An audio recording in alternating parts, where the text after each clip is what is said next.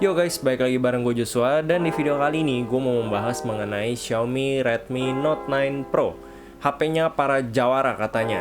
Beneran jawara apa jawara palsu nih? Jadi hal pertama yang menarik buat gue dari HP ini adalah desainnya sih. Karena desainnya menurut gue ini nggak mainstream untuk kelas harganya. Bisa dilihat di modul kameranya yang ngotak 4 gini di tengah. Jadi bikin menarik aja. Selain itu ya tentunya harganya yang menurut gue terjangkau di harga 3,2 jutaan aja. Bikin makin penasaran kan? Anyway, langsung aja kita mulai pembahasan HP ini.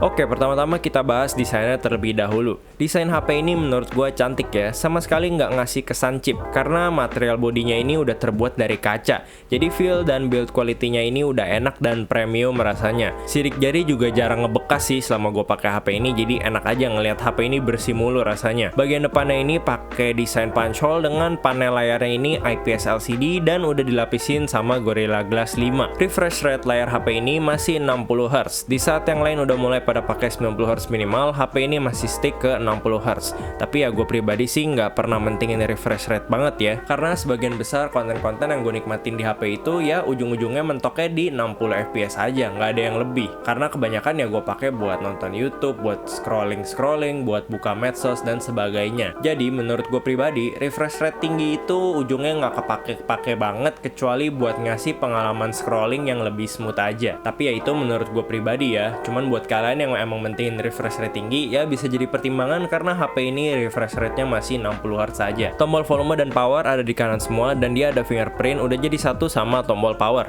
HP ini juga udah dual SIM dan punya dedicated slotnya sendiri, jadi bisa pakai 2 nomor plus micro SD card lagi kalau masih mau expand storage. Bagian belakangnya juga nih punya modul kamera ngotak di tengah gini kayak tadi gue bilang dengan 4 kameranya. Modul kameranya ini menurut gua jadi satu unsur keunikan dan identitas HP ini.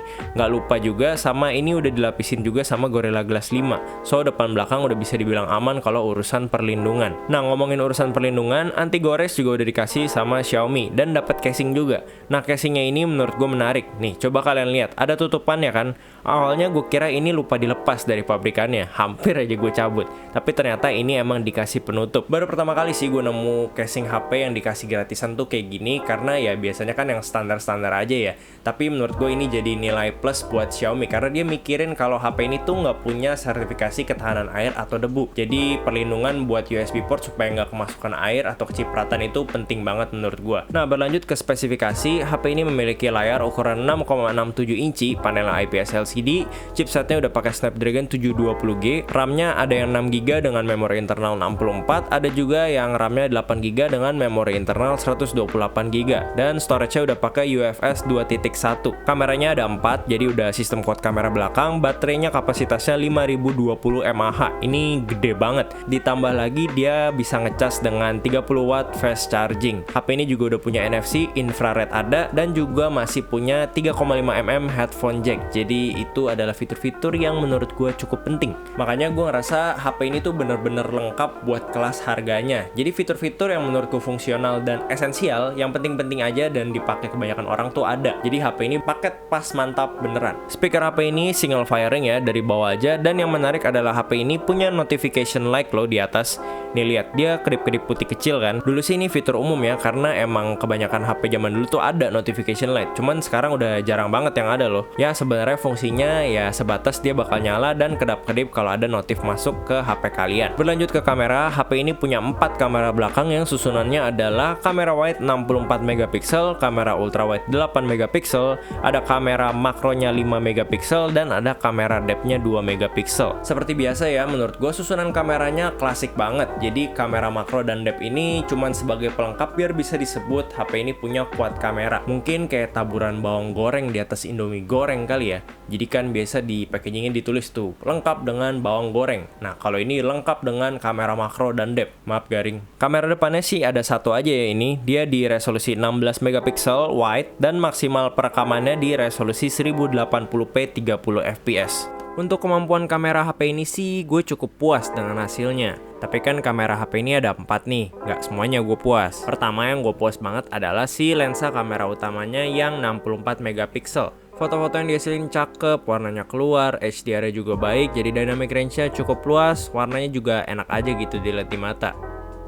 Selain itu, meski nggak ada lensa telefoto, berhubung lensa utamanya 64 megapiksel, bisa digital zoom sampai maksimal 10 kali yang hasilnya bisa gue bilang lumayan oke. Lensa ultrawide-nya sih biasa aja ya, kurang tajam, warnanya pucat, dan dynamic range-nya turun jauh dibandingin sama lensa utamanya. Kebanting malah gue bilang.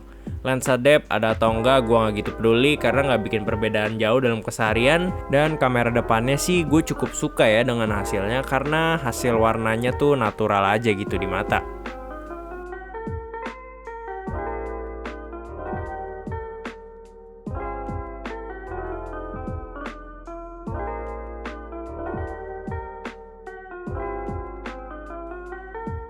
Nah, kamera makronya dia juga gue cukup suka karena mungkin resolusinya ini 5 megapiksel, biasa kan cuma 2 megapiksel, jadi hasilnya masih oke buat dipakai.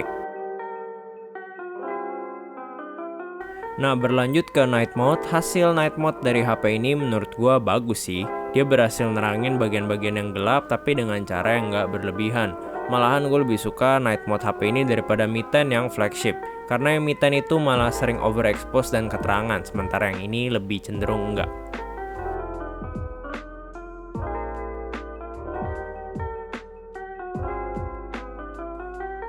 Nah, sekarang berlanjut ke hasil perekaman video HP ini. Ini adalah contoh perekaman videonya di resolusi 1080p 30fps. Dan untuk stabilization sendiri dia udah ada gyro AIS.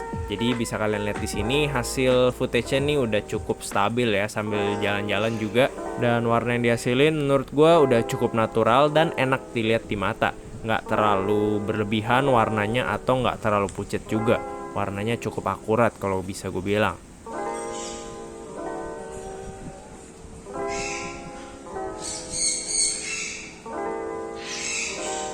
Nah, HP ini juga bisa ngerekam sambil di zoom 2 kali ya, tapi nggak bisa pas tengah-tengah rekaman. Jadi kalau mau ngezoom harus keluar atau harus matiin rekamannya dulu. Zoom dulu baru rekam lagi. Menurut gua ya ini jadi kurang praktis aja sih kalau dipakai sehari-hari karena ya ribet, harus matiin rekaman dulu kalau mau ngezoom. Momennya mungkin keburu hilang kali kalau harus matiin dulu. Dan catatan lagi ya ini adalah digital zoom ya. Kalau buat ngerekam pakai ultrawide kameranya sih udah makin stabil lagi ya. Jadi kan dia field of view-nya juga makin lebar, tapi ya kualitasnya lumayan bisa kelihatan ya dibandingin sama lensa utamanya. Warnanya lebih nggak keluar, dynamic range-nya juga turun, ketajamannya juga nggak setajam si lensa utama.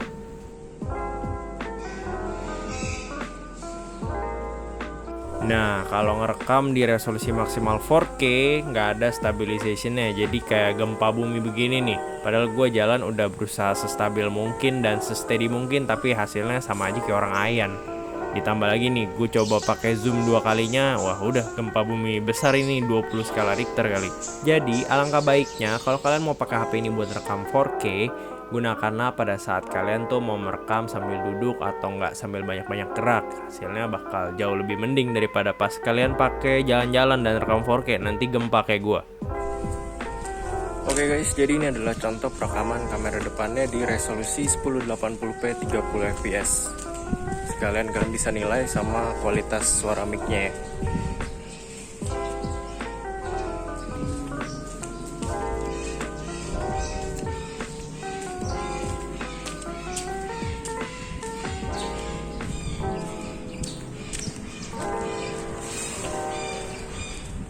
Nah, berlanjut ke segi performa, HP ini udah pakai chipset Snapdragon 720G dengan RAM-nya yang 6GB. Gue udah tes pakai Antutu dan dapat skornya segini. Jadi urusan performa harian menurut gue udah sangat cukup. Dipakai buat main game juga kuat-kuat aja. Gue tes buat main PUBG, tapi settingan masih mentok di Smooth Ultra, belum bisa Smooth Extreme. Mungkin nanti kedepannya bakal ada update, jadi bisa dipakai main di Smooth Extreme. Karena gue yakin HP ini mampu harusnya. Nah, kalau dipakai buat main game yang berat-berat kayak game Honkai Impact, masih kuat-kuat aja, bahkan bisa di set ke settingan yang cukup tinggi di frame rate 60fps dan selama gue mainin lancar-lancar aja sih, suhunya juga oke, nggak overheat atau gimana. Tapi kalau kalian pengen mainnya di settingan maksimum ya jelas nggak bisa karena itu menuntutnya kebanyakan buat HP ukuran 3 jutaan. Intinya buat urusan main game HP ini kuat deh. Nah, layar HP ini sendiri kan masih IPS LCD. Kadang kalau gue pakai HP ini di luaran dan waktunya tuh siang gitu agak-agak silau, HP ini tuh susah kelihatan meskipun settingan brightness-nya udah gue mentokin.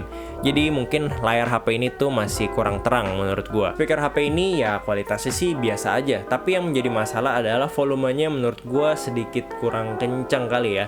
Jadi kan HP ini cuma punya speaker satu, single firing ada di bawah, dan kalau volumenya kurang ya berasa banget kalau kalian lagi pakai buat dengerin konten multimedia. Sayang aja sih menurut gua, karena harusnya HP kalau speakernya cuma satu, setidaknya atau alangkah baiknya dipastiin volumenya cukup keras. Tapi ya nggak berarti speaker HP ini pelan banget sih, enggak, tapi ya sedikit kurang kencang aja menurut gua. Berlanjut ke bagian baterai, kapasitas baterai HP ini udah gede banget di angka 5020 mAh, dan baterai HP ini menurut gua patut dikasih jempol. Dipakai lebih dari sehari, gue jamin tahan banget. Gue pakai HP ini ngecas cuman 2 hari sekali lah, dan gue dapat SOT 10 jam setengahan pakai HP ini dengan catatan pemakaian sedang ya.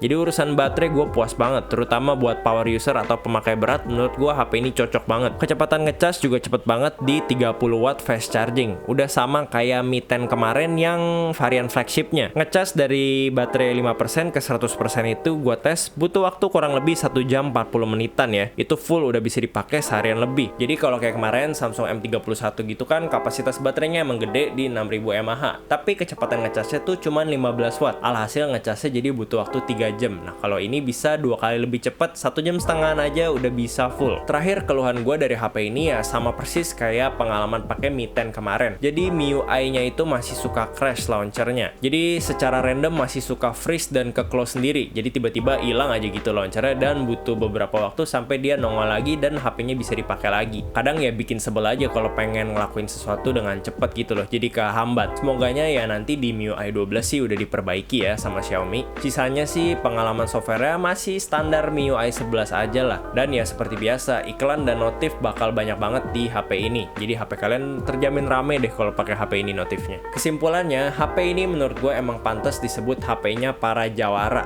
Karena ya nggak main-main, dengan harga 3 jutaan, fitur yang ditawarin menurut gue ini lengkap banget. Fitur-fitur esensial dan penting yang kalian pakai sehari-hari bisa kalian temuin semua di HP ini. Jadi beneran paket pas mantap. Fitur-fitur seperti 4 kamera, bodinya kaca, chipsetnya kencang, memori gede, baterai gede, ngecasnya juga cepet, dan headphone jack ada, NFC ada, infrared ada, dual SIM iya, pakai micro SD card bisa. Wah banyak banget deh pokoknya. Paling ya kurangnya menurut gue di volume speakernya aja yang sedikit kurang kencang, dan layarnya yang refresh rate-nya masih 60 Hz dibandingin sama kompetitor-kompetitor sekelasnya yang udah minimal 90 Hz, sama MIUI yang masih suka crash. Sisanya sih udah muas-muasin aja sih sepemakaian gua. So, gua rasa demikian aja video review Xiaomi Redmi Note 9 Pro ini. Semoga konten gue ini membantu kalian yang bingung mau beli HP ini atau enggak. Jangan lupa like video ini kalau kalian suka, dan juga jangan lupa pencet tombol subscribe dan nyalain lonceng kalau kalian nggak mau ketinggalan sama video-video gue yang berikutnya. Thank you udah nonton video ini sampai habis, dan kita ketemu lagi di video selanjutnya. Peace.